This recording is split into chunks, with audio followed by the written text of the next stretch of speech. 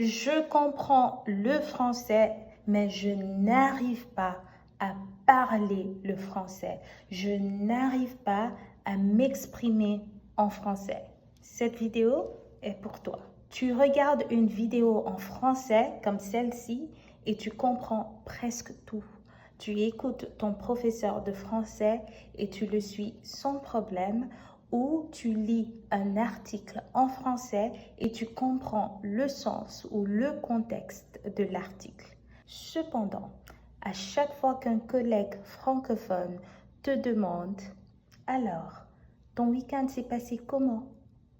tu es bloqué. Ou tu dis tout simplement « bien, bien ». Tu as envie de dire plus, tu as envie de t'exprimer, tu as envie de dire à ton collègue tout ce qui s'est passé pendant le week-end, mais tu ne trouves pas les mots pour t'exprimer. Si tu te reconnais, rassure-toi, c'est un problème très courant chez plusieurs apprenants. Ce n'est pas un problème d'intelligence ni de mémoire, c'est un problème d'entraînement. Pourquoi est-ce que je comprends mais je ne parle pas? Comprendre, c'est reconnaître. Parler, c'est produire.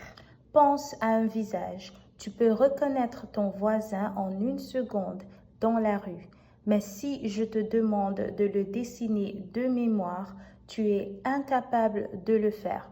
Pourtant, c'est le même visage et c'est le même cerveau. En français, c'est exactement pareil. Quand tu entends « je m'en occupe », ton cerveau reconnaît les mots, reconnaît la phrase et te donne le sens. Mais reconnaître un chemin et savoir le retrouver seul dans le noir sans panneau est une chose différente. Une autre raison pour laquelle tu comprends mais tu ne parles pas, c'est parce que tu as beaucoup consommé la langue mais tu ne l'as pas utilisée. Fais le calcul honnêtement. Dans les 6 derniers mois, combien de temps as-tu passé à écouter le français? Je parle vidéo, podcast, journal ou même des amis qui parlent français ou le professeur qui parle le français. Combien de temps as-tu passé à parler le français?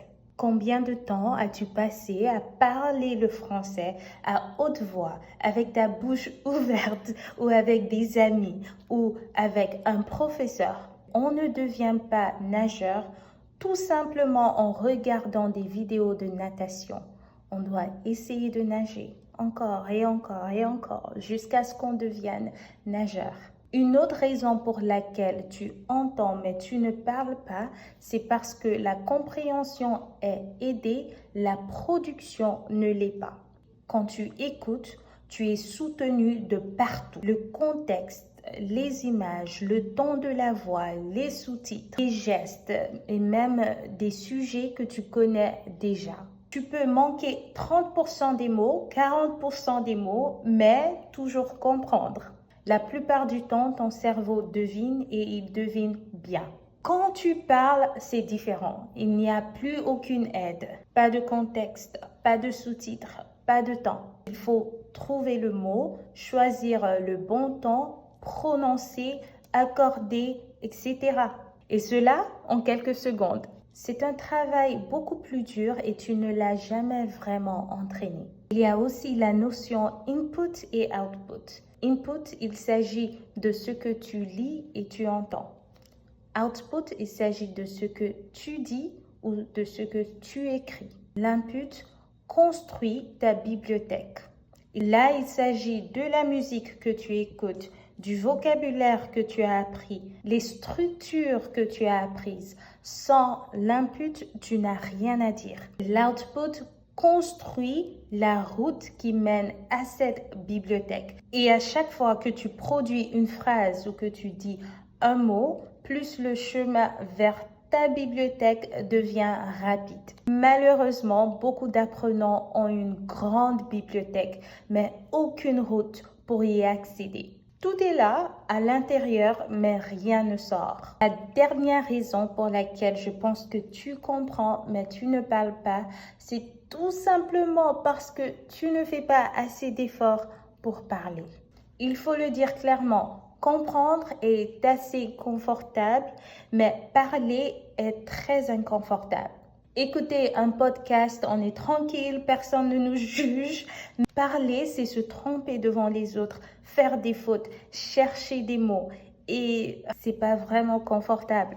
Puis on se dit, bon, je vais encore réviser un peu de vocabulaire, grammaire, orthographe, etc. Je commencerai à parler quand je serai prête ou prêt. On ne commence pas à parler lorsqu'on est prêt. On est prêt parce qu'on a commencé à parler. Nous avons énuméré plusieurs raisons pour lesquelles certaines personnes comprennent mais n'arrivent pas à parler. Maintenant, nous allons parler de comment mieux parler, comment mieux s'exprimer en français. Hey, bonjour! Le shadowing. Imiter avant même de crier.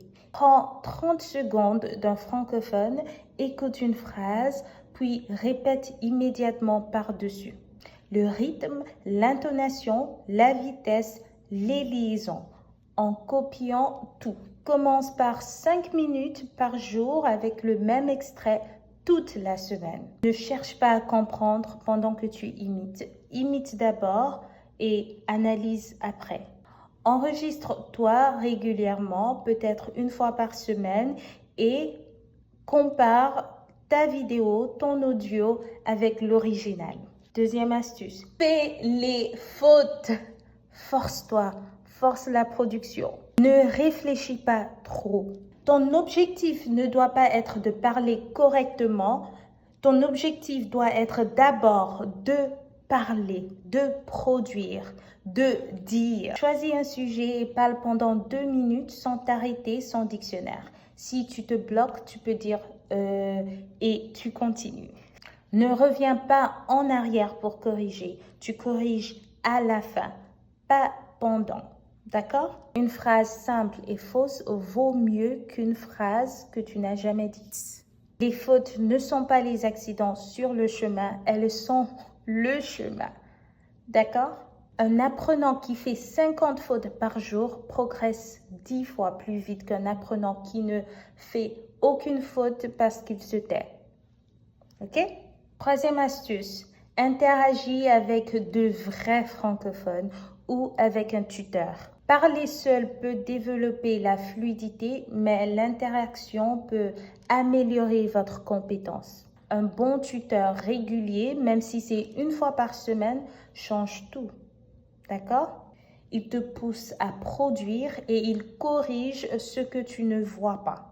Cherche aussi des situations réelles, un groupe de conversation, un collègue, un ami, un marchand. Parler pendant des situations réelles t'aide à produire sans même trop réfléchir, sans trop chercher les mots. Tu peux prévenir ton interlocuteur. Tu peux lui dire « Corrige-moi s'il te plaît, je suis en train d'apprendre le français. » Parce qu'il y a beaucoup de personnes qui n'osent pas le faire sans ta permission. La dernière astuce que je vais vous partager aujourd'hui, c'est de répéter encore et encore.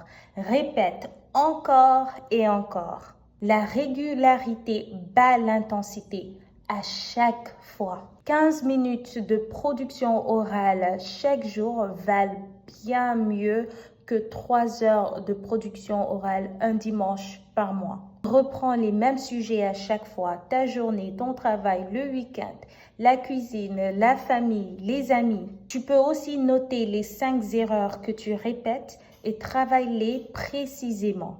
Garde le même rendez-vous quotidien à la même heure.